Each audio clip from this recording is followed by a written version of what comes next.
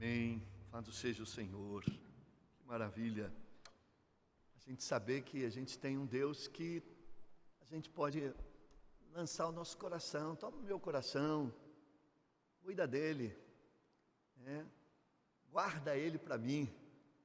Ele é enganoso, ele às vezes faz a gente perder a fé, a esperança, às vezes enche de temor e nos deixa ansiosos. Ele nos faz amar coisas que não devemos ou pessoas que não devemos. Então toma o meu coração desejoso de fazer a vontade do Senhor. Meus irmãos, desta palavra de hoje, quero falar sobre as virtudes do cristão que Deus admira. Eu digo Deus admira porque Deus fez questão de repetir estas virtudes em relação a Jó, e isso é porque Ele dá muito valor. Se você quer ser um cristão, né, bom, que vai causar admiração no Senhor, tenha estas virtudes. Eu quero convidar você a abrir no livro de Jó. Nós só vamos projetar mesmo alguns tópicos, mas a leitura em si, você deve fazer aí na sua Bíblia, em casa. Se você está usando o celular para ver, pega a sua Bíblia de papel, abre no livro de Jó. Tá? Nós vamos falar de coisas que vocês já sabem, mas sempre é bom ouvir, às vezes, sobre um outro ponto de vista, também bíblico, a palavra e essa história de Jó. Nós que lemos Jó e vemos o seu sofrimento, a gente fica em tanta crise, parece que não se encaixa com vida nenhuma. O sofrimento é muito intenso, o drama é muito forte, a agonia do servo Jó foi muito intensa. Então, há sempre aquela crise. Jó é um personagem que existiu, uma parábola contada por alguém, ou Jó realmente existiu? Não importa se não existiu ou existiu, mas ele foi escrito na Bíblia para que a gente pudesse meditar. Dificilmente qualquer um de nós passaria por um extremo desse, de sofrimento, mas uma parte desse sofrimento todos nós temos. E aí foi alguém que experimentou o extremo para poder tornar qualquer dos nossos sofrimentos sem tanta importância quando comparado ao dele. Jó viveu numa época dos patriarcas, talvez até antes, lá junto, pelo menos a história dá a entender, o livro dá a entender isso, uma região chamada Uz, na época dos patriarcas, de Abraão, Isaac, toda referência a Jó era uma espécie de sacerdote da sua casa, a maneira de ele administrar, de se relacionar com Deus, era dos tempos dos patriarcas, pós-dilúvio. Então, este tempo de vida dele também, e há uma forte posição de que teria sido Moisés que escreveu o livro de Jó, antes mesmo dele escrever a lei, ser usado por Deus. Porque o autor de Jó, ele é muito sábio, ele tem muita cultura, ele tem informações sobre a natureza, como ela movimenta, ele tem informações sobre o corpo humano, sua estrutura, ele tem uma visão poética extraordinária. Então, Moisés, que teria sido criado toda a ciência do Egito, né, e um homem sábio, tinha também uma veia poética, escreveu alguns salmos. Então, é bem possível. alguns colocam lá para Salomão também como uma possibilidade, mas não temos certeza de quem seja, mas como é certo que quem escreveu não era do tempo de Jó. Jó teria sido muito tempo antes, era uma história que, digamos assim, já circulava e então ela foi escrita. E a lição para nós é muito preciosa. E eu só quero focar aqui nesta oportunidade, desta manhã, falando sobre estas virtudes que o Senhor aprecia. Então eu quero começar a partir do verso 1 de Jó. Na terra de Uz, vivia um homem chamado Jó. O significado do nome Jó tem vários significados, mas alguém tem o sentido de perseguido, tem sentido também aquele de voltar, aquele que se volta para Deus, tem o sentido daquele que é perseverante. Então não há um sentido muito preciso para este nome. E aí, logo no primeiro versículo, já diz que homem é este. Ele era um homem, pelo menos aqui são mencionadas 3 virtudes. Ele era um homem íntegro e justo. Íntegro e justo é praticamente a mesma coisa. Então, apenas um reforço e com pequenas nuances.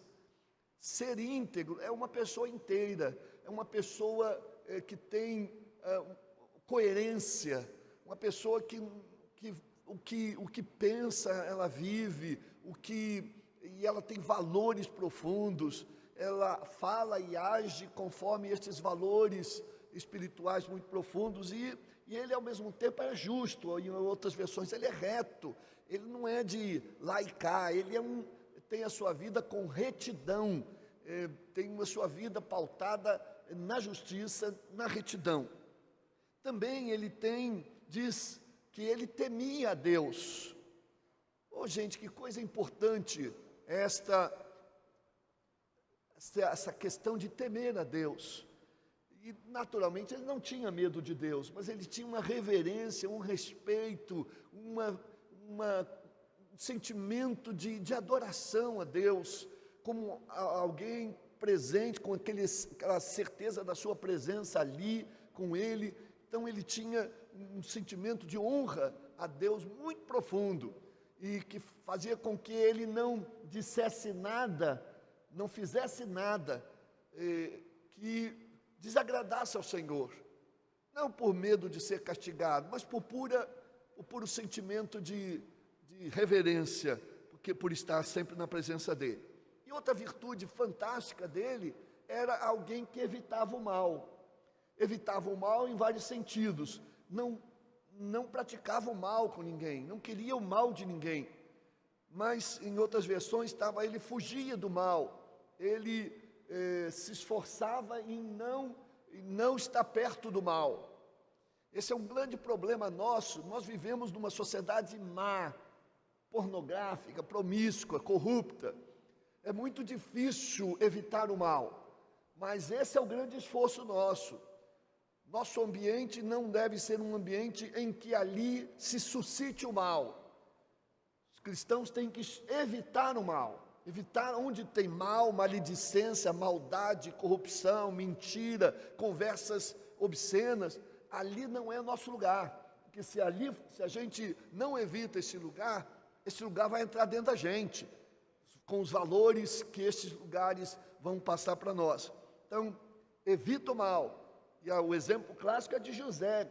Estava lá, a mulher de Potifar a tentá-lo, então ele correu, porque se ele ficasse ali mais 30 segundos, ele caía na desgraça total, especialmente diante de Deus. Pois bem, então diz o verso, aí eu pulo para o verso 6.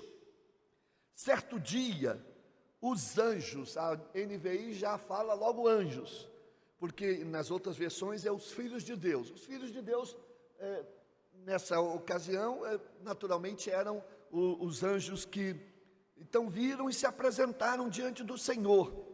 E Satanás também veio com eles. a Bíblia não explica por que Satanás estava fazendo lá numa conferência de anjos, porque ele é anjo, mas é anjo do mal. Essa é um mistério que eu vou perguntar ao Senhor, por que o Senhor deixou Satanás entrar lá, né? Nessa conferência de anjos?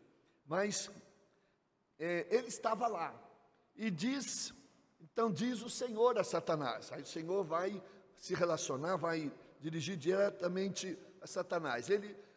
E eu acho que ele é colocado aqui para dizer o que ele faz. De onde você veio? E ele respondeu, Satanás respondeu ao Senhor, de perambular, de rodear pela terra e também de passear, de andar pelo mundo, né, por ela. Então esta é a função de Satanás. Ele não tem lugar. Ele não tem o céu, não é dele, o inferno é dele, mas ele não foi lançado definitivamente lá.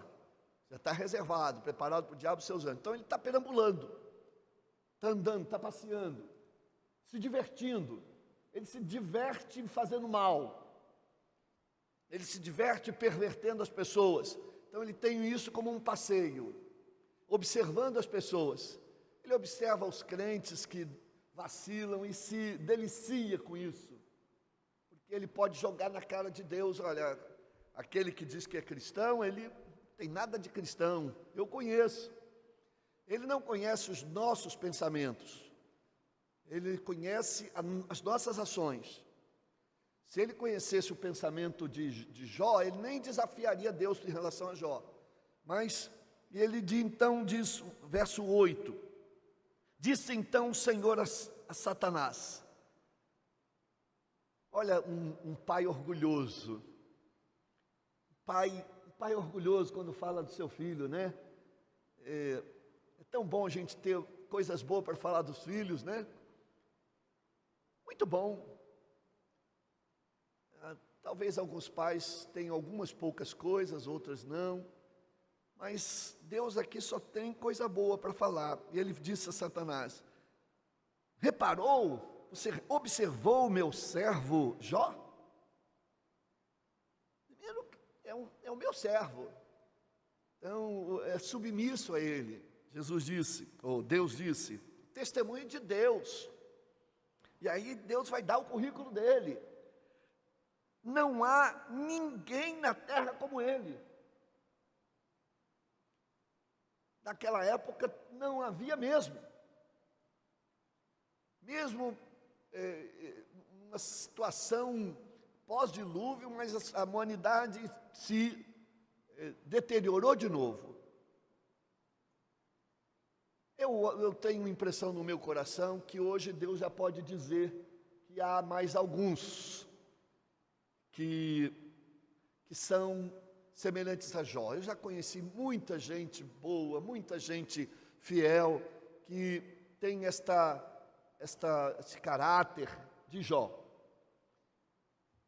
Então isso aqui, nossa terra é como esta Sodoma, que Abraão intercedeu, se houver tanto justo, ele foi negociando com Deus a ponto de depois perceber que nem 5 justos teria em Sodoma.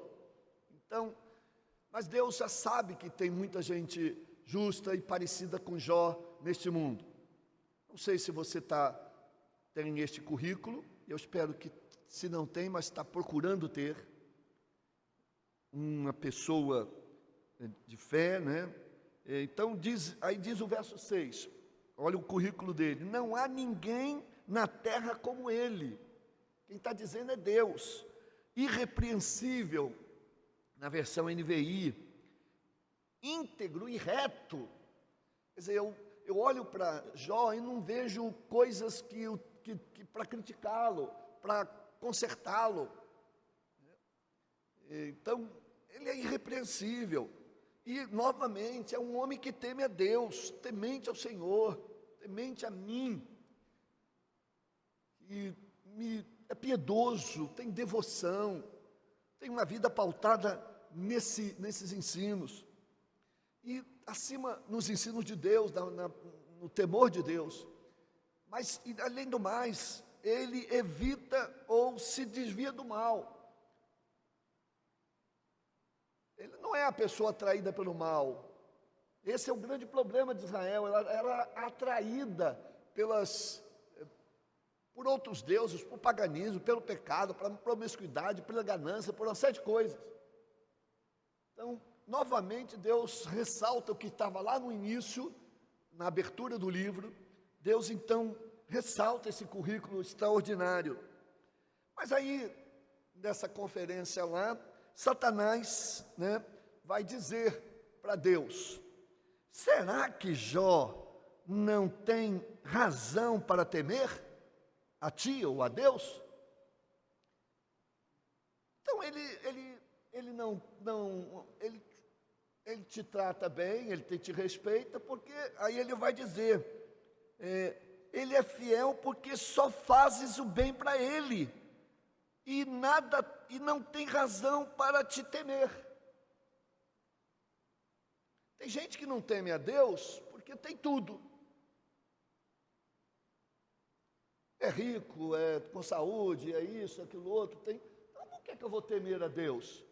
E temer aqui no sentido, não é ter medo, mas eu ter reverência, adoração a Deus. Eu sou suficiente, eu me basto, eu tenho tudo que preciso. Esse é o grande desafio das pessoas hoje, de crerem em Jesus, principalmente os ricos, que fazem das suas riquezas a sua religião. Então, não desenvolve temor, reverência, piedade para com Deus, porque se acham satisfeitos, sufocam o clamor da sua alma em vícios, em drogas, em álcool. E eu nunca via a turma beber tanto como nessa pandemia, querendo sufocar o clamor da alma. E aí o verso 11,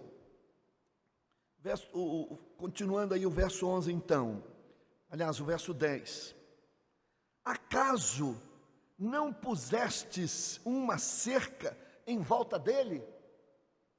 É como a gente colocar um cercadinho em volta do nosso bebê, para que ele não vá para lá, e o objetivo é protegê-lo. Não, é fácil. Tu colocaste uma cerca ali, tu protegeste todas as coisas dele, tudo que ele tem, tudo que ele possui. Diz o texto, tu mesmo tens abençoado tudo o que ele faz. Ele faz, tu abençoas, ele faz, tu abençoa. Então, é mole ser temente a ti, não fugir, não fazer o mal, de modo que todos os seus rebanhos estão espalhados por toda a terra. Ele é um homem rico, Sabe o que Satanás está dizendo a Deus? Olha, ele te teme porque tu compraste ele, tu subornaste ele, então ele te serve, ele tem temor, ele não vai fazer nada que desagrade, porque ele não vai perder esses privilégios, então vai ficar lá, mantendo a sua adoração. Isso é uma afronta agora contra Deus. Aí diz o verso 11, mas estando a sua mão, mas estende a tua mão, e fere tudo o que ele tem, com certeza ele te amaldiçoará na tua face. Ele vai te amaldiçoar na tua cara, se tu tirares tudo dele. Meus irmãos, em que medida nós amamos e adoramos a Deus? Quem é mais importante na nossa vida? É isso que faz toda a diferença. Se para Jó ter riquezas é muito importante para manter a sua relação com Deus, e esta é a mensagem que muitas igrejas da teologia da prosperidade estão tendo assim: confie em Deus, contribua, você vai ter muito, sua vida vai ser abastada, você vai comer o melhor da terra, você vai ter tudo que você imagina e tal. Então, eles estão aí naquela coisa de fazer uma barganha com Deus. Isso os homens fazem, mas aqui Satanás está dizendo que Deus é que está fazendo esta barganha com as pessoas. Então, a pergunta, a grande chave deste primeiro texto são três coisas. Será que nós o amamos mais do que os nossos bens? Está tudo bem conosco, mas se a gente perder tudo, vamos continuar fiel? Outra pergunta é: será que nós o amamos mais do que a nossa família?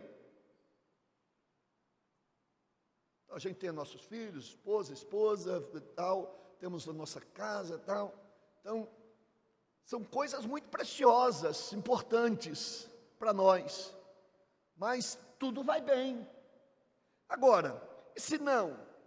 Aí, então, o verso 12 vai dizer: o Senhor então disse a Satanás: pois bem, tudo o que ele possui está nas tuas mãos, nas suas mãos. Apenas não encoste um dedo nele. Não vai encostar um dedo nele, só vai tirar as coisas. Vai ficar, não vai tocar nele. Então Satanás saiu da presença do Senhor. Certo dia, quando os filhos e as filhas de Jó estavam num banquete, comendo e bebendo vinho, e na casa do irmão mais velho, um mensageiro veio até Jó dizer. Aí começam as desgraças a acontecerem, que os irmãos conhecem. Os bois estavam arando e os jumentos estavam pastando por perto. E os sabeus era um grupo de mercadores, homens, uma tribo de homens muito fortes e altos, e que vendiam mercadorias, ouro, prata, tudo que eles andavam, mas já vi que eles tiravam essa mercadoria de alguém para vender. É como às vezes eu estou no trem e vem aquela pessoa vendendo um pacote de linguiça a R$1. Eu falei: nossa, já sei de onde vem, né? Então a gente tem então esses mercadores roubavam das pessoas e iam vendendo. E tem gente que gosta de comprar R$1, poxa, que beleza, toma. Aí vai alimentando. Então esses vieram, diz o texto bíblico, esses sabeus, né? Eles eram sabeus porque sabiam roubar, né? Atacaram, essa brincadeira, atacaram e os levaram embora, os jumentos e os bois, mataram a espada os empregados, e eu fui o único que escapou para contar a novidade, ou a notícia. Então, o texto bíblico diz que no capítulo 1, verso 3, que Jó era o homem mais rico daquele Oriente, era o homem mais rico. Um Bill Gates da época, né? E a riqueza das pessoas era contada pelo número de gado que tinha, de animais que possuía. Então, nessa primeira pancada, ele perdeu seus bois, 500 parelhas ou 500 e as juntas, e os seus jumentos, também 500 que foram levados. E não somente isso, mas também mataram parte dos seus empregados. Bom, diz o texto, verso 16, que enquanto ele estava, o que trouxe a notícia, ainda estava falando, chegou outro mensageiro e disse: fogo de Deus caiu do céu e queimou totalmente as ovelhas e os empregados, e eu fui o único que escapou para lhe contar. Vejam que agora, em segundo lugar, ele perdeu também as ovelhas, e diz lá no início do capítulo, que eram mais de 7.000 ovelhas, é muita ovelha, né? E mais, além de perder as ovelhas, perdeu mais uma parte dos seus empregados. Então perdeu 1/3, agora perdeu 2/3 dos seus empregados. Então, mais prejuízo, mais perdas. E enquanto ele ainda estava falando, chegou outro mensageiro e disse: vieram os caldeus, já aqueles que originaram a Babilônia, os caldeus, e em 3 bandos, e atacaram os camelos e os levaram embora.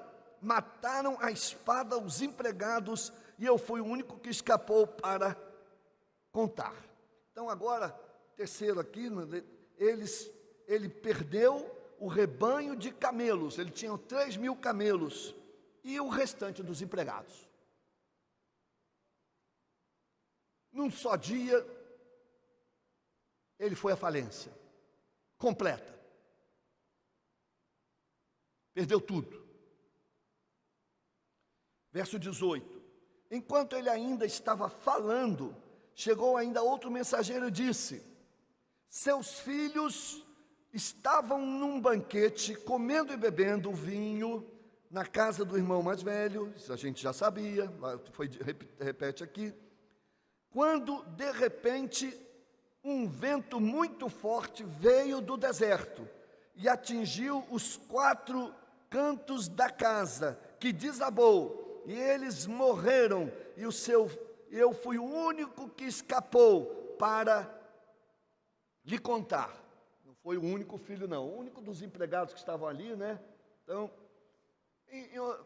só sobraram 4 servos para Jó, né? Dos que vieram só contar a notícia. Então, nessa pancada agora, terrível, Jó perdeu todos os seus 10 filhos, ao mesmo tempo. Você sabe o que é para um sepultamento e lá 10 filhos sendo enterrados ao mesmo tempo? A gente perde um, quase morre. E ele amava os seus filhos. Hoje a Luzmar vai falar sobre a família de Jó. E vai provavelmente mostrar como Jó era cuidadoso com seus filhos, como ele era um líder espiritual, como ele exortava os seus filhos. E não devia ser fácil, já adultos, mas assista hoje. Então, e depois o verso 20, ao ouvir isso, Jó levantou-se, rasgou o manto, e rapou a cabeça e prostrou-se no chão em adoração. Quem que prostra no chão em adoração depois de tantas perdas e agora esta perda dolorosa? E disse, a primeira declaração fantástica de fé, inabalável, 3 pancadas na parte material, uma pancadona na parte da família. E ele vai dizer, e disse Jó, saí nu do ventre da minha mãe, e nu partirei. O Senhor deu, o Senhor levou, louvado seja o nome do Senhor. Louvado seja o nome do Senhor. Nem eu, como pastor, tenho coragem de dizer para uma pessoa assim, o Senhor deu, o Senhor tirou, louvado seja. A pessoa vai me dar um soco. Soco não, mas vai falar umas impropérios para mim. Que louvado seja o Senhor, o Senhor não conhece a minha dor é grande. Verso 22. Em tudo isso, Jó não pecou, nem de nada culpou a Deus. Que coisa, gente. Claro que mais à frente ele vai entrar numa crise, e a gente vai ver isso. No próximo domingo eu quero falar sobre esse capítulo 3, extraordinário. Jó, meus irmãos, provou que para ele, Deus era mais importante do que seus bens e de que sua família. Ah, pastor, mas espera aí. Então, Deus é mais importante do que a minha família. Minha esposa, meus filhos, Deus em primeiro lugar. Deus em primeiro lugar. Então, aí vamos agora um pedacinho só do capítulo 2. No capítulo 2. No outro dia, verso 1. Os anjos vieram apresentar-se ao Senhor, e Satanás também veio com eles, para apresentar-se, novamente se intrometendo lá. Mas é claro, permissão de Deus, porque isso tudo tem.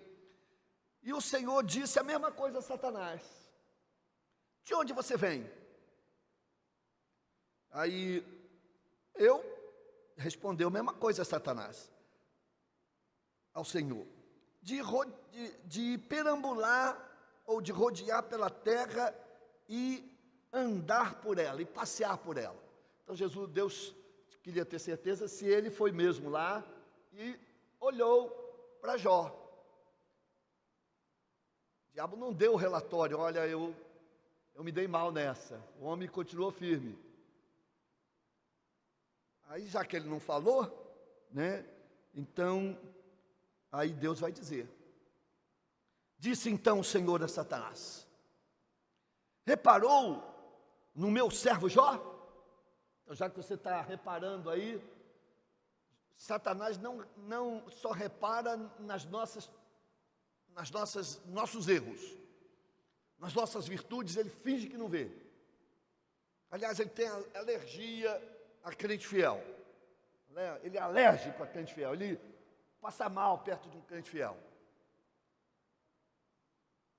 E aí, Deus disse novamente: não há ninguém na terra como ele, mais uma vez. E aí, Deus vai repetir o currículo dele. Agora o texto pela terceira vez: ele é irrepreensível, ele é íntegro, homem que teme a Deus e que evita o mal. E aí, Deus vai dar uma cutucada nele, e ele se mantém íntegro, apesar de você me haver instado contra ele para arruiná-lo, sem motivo. Só para provar a você que ele era fiel. Alguns dizem: mas Deus entrou nessa pilha de Satanás?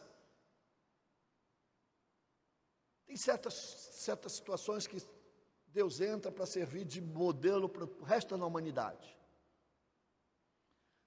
Se você ler o livro de Jó, é o livro que mais entende de Satanás, ao longo dessa caminhada aí. Mas dá para construir uma doutrina de Satanás em cima do livro de Jó, como ele age. E aí, sabe o que o infeliz disse? Pele por pele. Pele por pele. Respondeu Satanás: um homem dará tudo o que tem por sua vida. Estende a tua mão e fere a sua carne e os seus ossos, e com certeza ele te amaldiçoará na tua cara. Pele por pele. É um provérbio que diz assim, é como a gente costuma dizer assim, eu não vou dar minha pele, quer dizer, eu vou entregar minha pele, eu não estou na pele da pessoa. Ele diz: olha, toca agora na pele dele, tira a saúde dele, tira, aí sim, porque essa última, Satanás viu que os bens não são mais importantes do que Deus, para ele, para Jó. Satanás viu que para Jó, nem a família era mais importante, por mais dolorosa. Claro que a gente, quando ama a Deus, a gente acaba amando a família, obviamente, isso não tem nem preocupação. Mas amar a família e não a Deus, nós arruinamos a nossa família. Tem que ter prioridade o amor a Deus. Então, vai, mexe com ele, vai, toca na pele dele, toca nos ossos dele, toca na saúde dele, na hora de perder a vida, né? Talvez aqueles mártires cristãos: nega a Deus agora, ou morre. Eu acho que muitos disseram: eu nego a Deus. Até o Pedro teve esse vacilo lá, né? Mas outros dias: eu não nego. Então foi pele por pele. Não, quer dizer, foi ao contrário de pele por pele. Para salvar a minha pele, eu vou negar. Já que na iminência de morte, então é melhor deixar. Não foi o caso de Jó. Aí então, terceira coisa: será que ele te adora? É o que Satanás estava questionando. mais do que a si mesmo, ou a sua própria vida, o seu próprio corpo. Um desafio para Deus de novo. Mas, meus irmãos, a Bíblia diz o seguinte: Deus não manda provação maior que nós possamos suportar. Deus conhecia aquele homem, sabia que ele ia sofrer, conhecia a dor, conhecia a dor por que passaria, e uma dor que não ia demorar tanto tempo, o sofrimento, mas Deus já antevia o que ia acontecer. Deus não ia apostar em outra pessoa, apostar no sentido, talvez ele não apostaria em mim. Olha, dos bens, tudo bem e tal, mas acho que Valmir eu não aposto não, mas Jó eu aposto. Como é bom, aposto no sentido positivo, assim, não de jogo, né? Porque eu conheço o coração de Jó, eu conheço o coração daquela pessoa, ela vai ser fiel até a morte, ser fiel até, se necessário for, morrer, e dar-te-ei a coroa da vida, diz Apocalipse. Então o Senhor disse a Satanás: pois bem, ele está nas suas mãos, apenas poupe a vida dele. Antes Deus tinha dito assim: apenas não toque nele. Agora está dizendo: apenas não o mate. Isso é sinal de que Satanás pode matar pessoas que estão desprotegidas, usar pessoas para matá-lo. Não toque nele, agora não o mate. Meus irmãos, Satanás não tem todo o poder assim não. Satanás só faz as coisas, digamos assim, que Deus permite, quer dizer, que Deus está no propósito, mas Satanás, como dizia um pai da história, é um cachorro na coleira. Deus só deixa ele ir até um determinado momento. Ele puxa a coleira. E as orações do povo de Deus, a fidelidade do povo de Deus vai encurtando essa coleira de Satanás. Então,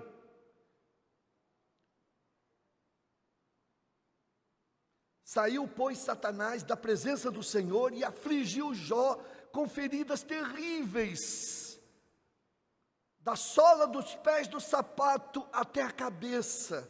Verso 8, então Jó apanhou um caco de louça com que se raspava, sentado entre as cinzas, aquelas coisas que coçam.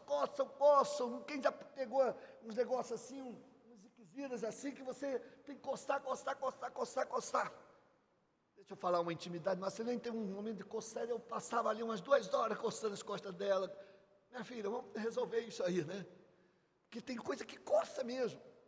E ele não tinha mais dedo, então ele usava um caco de telha para se coçar. Aquelas feridas vão se abrindo. Então a sua mulher lhe disse: você ainda mantém a sua integridade. Que mulherzinha! Mas ao mesmo tempo ela deu um excelente testemunho dele. Quer ver se o homem é bom mesmo? Pergunta a mulher dele. Se ele é crente mesmo, pergunte a esposa dele. Se ela é crente, pergunta o marido dela. E ela mesmo assim disse: você ainda mantém a sua integridade? Então ela disse: ele é íntegro. Não basta, o testemunho dela não é importante, porque Deus já tinha lhe dito e pronto. Mas é um testemunho que tem peso. Pedi o pessoal aí para não ficar falando aí.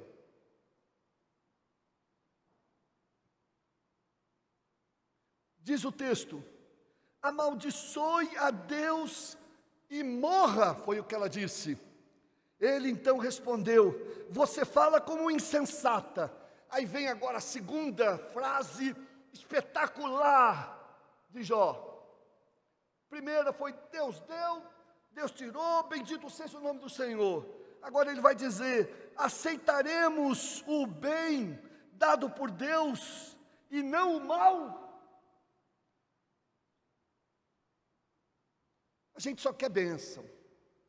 Mas quando vem o problema, aí Deus me abandonou. Só estava me dando bênção, agora me deu problema. Se Deus, então a gente esquece tudo que Deus já fez por causa daquele problema que a gente está enfrentando, aquela enfermidade. A gente só quer o Deus da bênção, não quer o Deus da aprovação. Em tudo isso, diz o texto, Jó não pecou com os lábios. Jó, meus irmãos, mostrou que ele não ama a sua vida mais do que a Deus. Não ama a sua vida mais do que seus bens. Ele ama mais a Deus. E tem gente que fica segurando o dinheiro do Senhor. Porque ele não tem amor a Deus, a obra de Deus, o reino de Deus, a igreja de Deus. Segura, que ele tem amor ao seu dinheiro.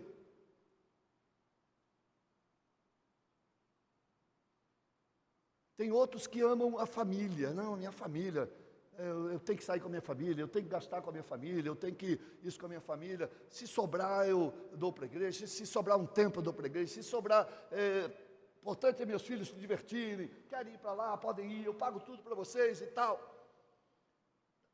A prioridade tem que ser Deus na nossa vida, para o bem dos nossos filhos. Depois vão chorar para os nossos filhos, a gente acaba chorando mesmo. E Jó finalmente provou que ele amava mais a Deus do que a si mesmo. Então, que a gente tenha essas virtudes de Jó, que a gente seja íntegro e inteiro e sincero, que a gente seja reto de caráter, que a gente seja temente a Deus e, acima de tudo, que a gente fique longe de tudo que pode nos desviar para o mal. Amém. Nós vamos cantar um hino.